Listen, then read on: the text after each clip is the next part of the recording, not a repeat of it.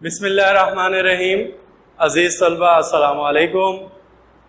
ہمارا آج کا موضوع جماعت نہم کے حصہ نثر کا دوسرا سبق ہے۔ مرزا غالب کے حوالے سے بہت اچھے شاعر رہے ہیں، ہمارے نثر نگار بھی رہے ہیں۔ آج ہم ان کا ایک چیپٹر دیکھیں گے، توجہ رہے گی۔ سبق کا عنوان ہے مرزا غالب کے عادات و خصائل۔ مصنف ہیں اس کے مولانا الطاف حسین عالی، اور صنف ادب میں یہ ایک سوانح عمری ہے۔ سوانح عمری بچوں وہ صنف ادب ہے جس میں مصنف جو ہے ہوتا ہے وہ کسی بھی شخصیت کے حالات زندگی جو ہے اس کو لکھتا ہے کہ کون سے اس نے کارنامے کیے، اور اس کی پیدائش سے اس کے وفات تک جو بھی اس کے زندگی کے جو کارنامے ہیں، جو حالات زندگی ہیں، اس کو لکھا جاتا ہے، تو وہ سوانح عمری کہلاتا ہے۔ ماخذ ہے اس کا بچوں یادگار غالب، اور مولانا الطاف حسین عالی کا زمانہ دیکھیں تو بچوں یہ 1837 تا 1914 تک کا ان کا زمانہ ہے۔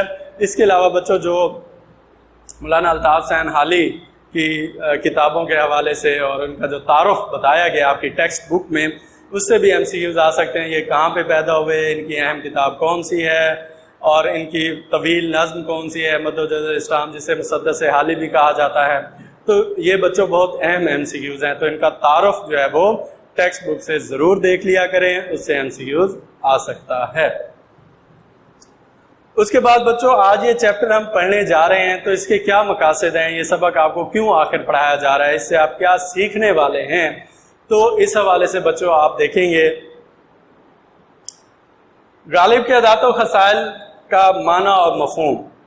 عادات و خصائل کہتے ہیں عادت بچوں کسی بھی کام کی انسان کو عادت پڑ جاتی ہے، یا کوئی بھی انسان ہوتا ہے جو اپنے فارغ ٹائم میں جو کام کرتا ہے وہ اس کی عادت کہلاتی ہے۔ خصائل بچوں لفظ خصلت سے نکلا ہے، مراد خوبی۔ تو یہ اس کے میننگز ہو گئے۔ مفہوم اس کا یہ ہو گیا کہ مرزا اسد اللہ خان غالب کی عادات اور ان کے اندر پائے جانے والی خوبیاں۔ تو بچوں اس سبق میں ہم مرزا غالب کی عادات دیکھیں گے کہ ان کے اندر کیا کیا عادات پائی جاتی تھیں، اور اس کے علاوہ ان کے اندر جو خوبیاں پائی جاتی تھیں ان کو ہم پڑھیں گے۔ اس کے بعد بچوں خوش اخلاقی اور خندہ پیشانی بڑے لوگوں کا شیوا۔ ظاہر ہے ادبی شخصیت ہیں اپنا مرزا اسد اللہ خان غالب۔ تو بچوں یہ جو بڑے لوگ ہوتے ہیں یہ بڑے خوش اخلاق ہوتے ہیں، ان کا اخلاق جو ہے وہ بہت اچھا ہوتا ہے۔ پیارے آقا کا فرمان شان بھی ہے کہ تم میں سے بہتر وہ ہے جس کا اخلاق اچھا۔ تو مرزا اسد اللہ خان غالب کا اخلاق جو ہے وہ بہت اعلیٰ و عرفہ تھا۔ اور خندہ پیشانی، مثلا جیسے گھر میں کچھ مہمان آ جاتے ہیں تو کچھ لوگوں کا جو ہے وہ موڈ آف ہو جاتا ہے، یعنی پریشان ہو جاتے ہیں یا خفا ہو جاتے ہیں یا ان کو اچھا نہیں لگ رہا ہوتا۔ لیکن بچوں مرزا غالب کے گھر میں جب مہمان آتے یا کسی سے بھی ان کا کوئی میل جول ہوتا تو خندہ پیشانی سے ملتے، یعنی کھلے دل سے ملتے تھے۔ اس طرح کی ان کی خوبی جو ہے وہ تھی۔ تو اسی طرح بچوں یہ غالب کی خوبیاں اور ان کی عادتیں جو ہے وہ ہم پڑھیں گے۔ اس کے بعد ہے خط کے جواب کی اہمیت۔ بچوں فون کا زمانہ تو تھا نہیں، یہ اس وقت خط ہی ایک دوسرے سے روابط کا جو ہے وہ طریقہ ہوا کرتے تھے۔ تو بچوں جیسے آج کل آپ کو کوئی ٹیکسٹ کا رپلائی نہ کرے یا آپ کو کال بیک نہ کرے، یعنی آپ کسی کال کرتے ہیں وہ کسی والے سے آپ کی کال نہیں سن پاتا تو وہ کال بیک نہیں کرتا، تو آپ کو جیسے غصہ آتا ہے، تو اس دور میں بچوں ایسا ہی غصہ خط نہ لکھنے پر ہوتا تھا۔ تو غالب جو ہے وہ خطوں کا جواب دینا فرض عین سمجھتے تھے، یعنی سب سے اہم، جیسے ہمارے مذہب میں نماز جو ہے وہ فرض ہے، اسی طرح بچوں وہ خطوں کا جواب جو ہے اس کو فرض عین سمجھتے تھے، اپنا ایک اہم کام سمجھتے تھے کہ اگر کسی نے مجھے خط لکھا ہے تو اس خط کا جواب بھی ضرور دوں۔ اس کے بعد بچوں ہمارے بزرگ جو ہیں وہ وضعدار اور بامروت تھے۔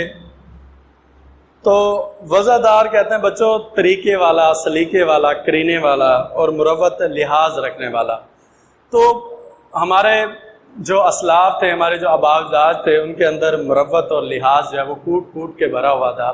تو اسی طرح ہمارے مرزا اسد اللہ خان غالب بھی جو ہے وہ بہت بامروت انسان تھے. آپ کو ایک اگر مثال دوں کہ مروتی کیسے ہوتی ہے.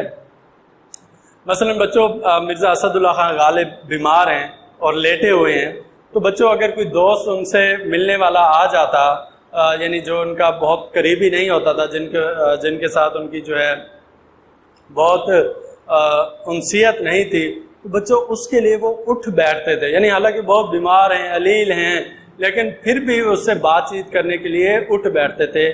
یہ مروت, یہ لحاظ ہوتا ہے.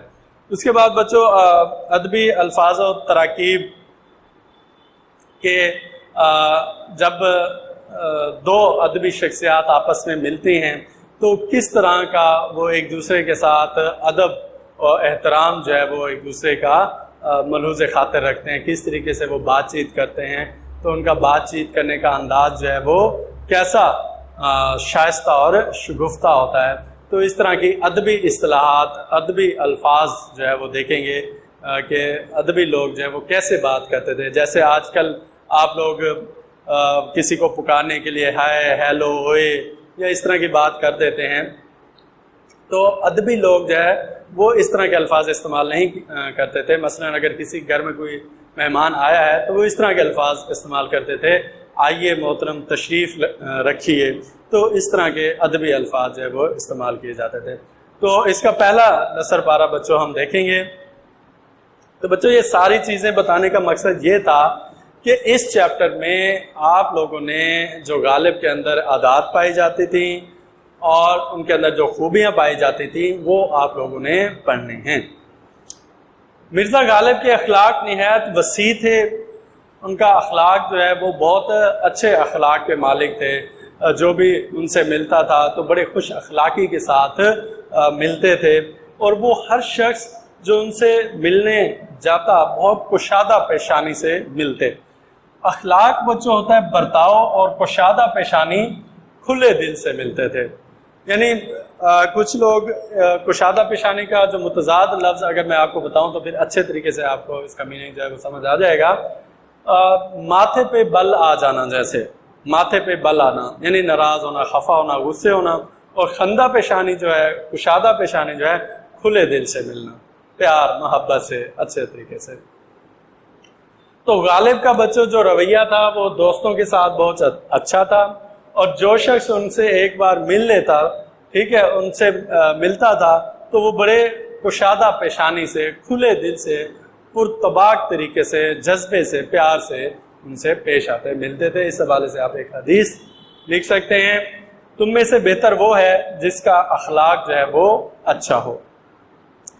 آگے بڑھتے ہیں.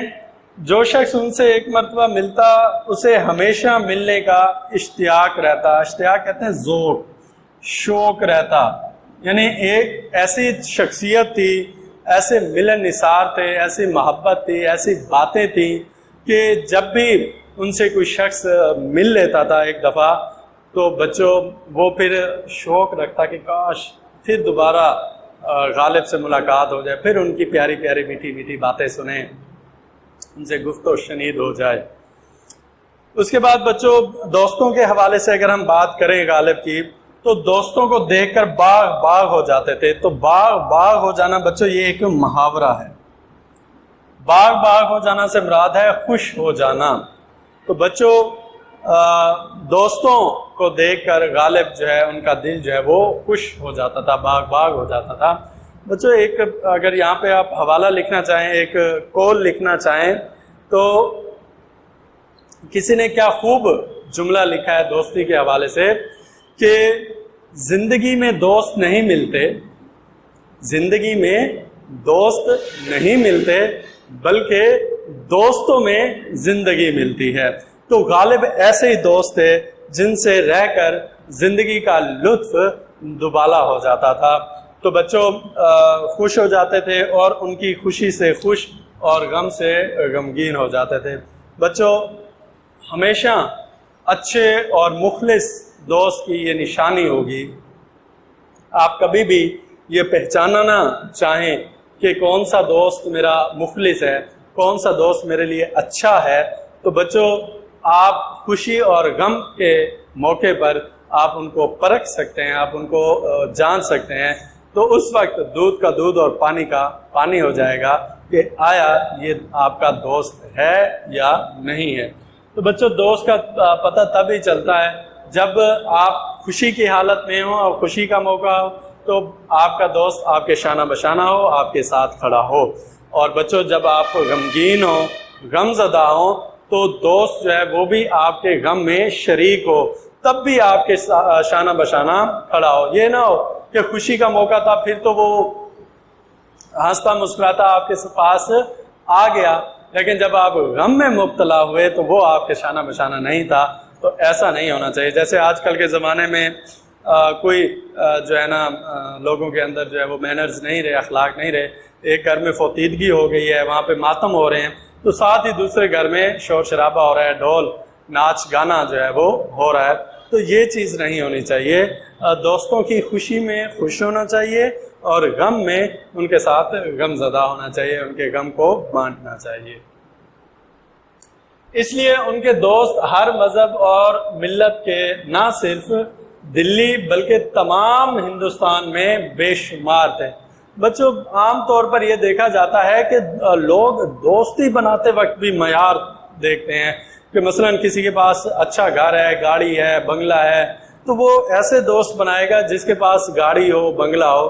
لیکن غالب جو ہے وہ اس مروت میں، اس تعصب میں نہیں پڑتے تھے۔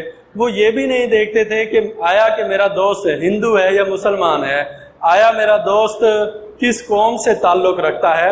تو اس طرح کے تعصبات جو ہے وہ غالب کی زندگی میں نہیں پائے جاتے تھے، بلکہ ان کے دوست نہ صرف مسلمان تھے بلکہ غیر مسلم دوست بھی تھے۔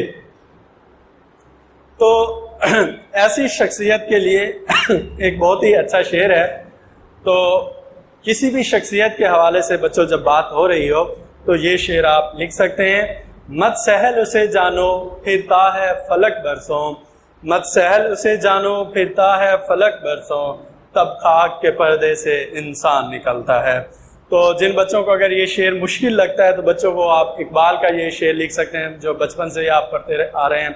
ہزاروں سال نرگس اپنی بے نوری پہ روتی ہے، ہزاروں سال نرگس اپنی بے نوری پہ روتی ہے، بڑی مشکل سے ہوتا ہے چمن میں دیدہ ور پیدا۔ بچوں وہ شعر آپ لکھ سکتے ہیں۔ تو آج کا ہمارا موضوع اختتام پذیر ہوا۔ اپنا بہت سا خیال رکھیے گا۔ اوکے بچوں، اللہ حافظ۔